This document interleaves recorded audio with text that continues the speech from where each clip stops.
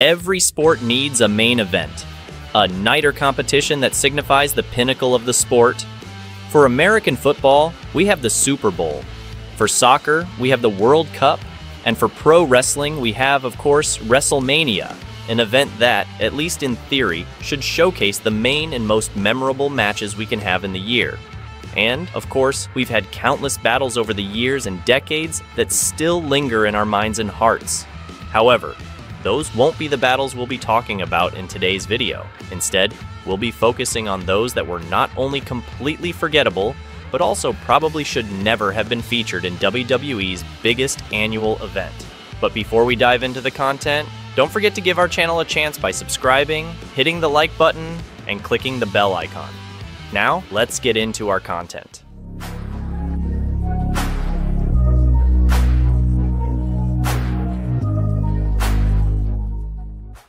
Goldberg vs. Brock Lesnar, Wrestlemania 20. Let's kick off our video with a match that could have attained legendary status, but ultimately just disappointed with a dull and tedious performance from both athletes. You could argue that since these were wrestlers who had made their marks in their respective generations, but were already on their way out of WWE at the time of the match, expectations should have been low. However, I believe that precisely because they were on their way out, this could have been a match to go down in history. Unfortunately, due to the lack of action, our only memory is of a long and tedious 13 minutes. The Great Khali vs. Kane, Wrestlemania 23.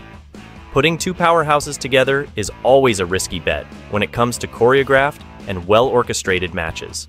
As for Kane, we can't generally criticize his performances. Even with all his height and weight, his athleticism and talent in the ring have given us numerous great matches. However, the same cannot be said for Khali, who, despite receiving considerable attention for many years, never managed to win over fans with his matches, always being very slow, stiff, and with few moves in his arsenal. And at WrestleMania 23, nothing was different, and the performance of both was well below par, with the only good thing about this match being that at least it ended quickly. In the end, Khali emerged victorious. Men on a Mission versus the Quebecers, WrestleMania 10. WrestleMania 10 was undoubtedly one of the best in history, with numerous memorable matches. However, the same praise cannot be offered to the Men on a Mission group, who, despite being visually interesting, never really connected with fans. The match itself was undoubtedly the lowest point of the show, and everything got even worse because Men on a Mission won the match, symbolizing that fans would still have to put up with them as champions for a while. The Undertaker vs. Giant Gonzalez, WrestleMania 9.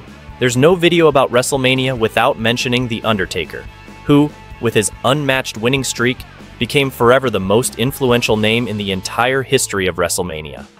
However, not all of his matches were as memorable, and without a doubt, his match with Giant Gonzalez was not only the worst of that WrestleMania, but also one of the worst of his entire career. Gonzalez was a kind of ancient Great Khali, gigantic and physically intimidating, but slow and with very little agility. Giant's lack of talent made it impossible for Undertaker to deliver even a decent match, and after being knocked out, he ended up winning by disqualification, as anticlimactic and ending as the entire match. Michael Cole vs. Jerry the King Lawler. Speaking of lack of talent, let's now talk about Michael Cole inside a WWE ring. WrestleMania 27 was forgettable for multiple reasons, and I believe the nonsensical rivalry between commentators Jerry Lawler and Michael Cole was one of them.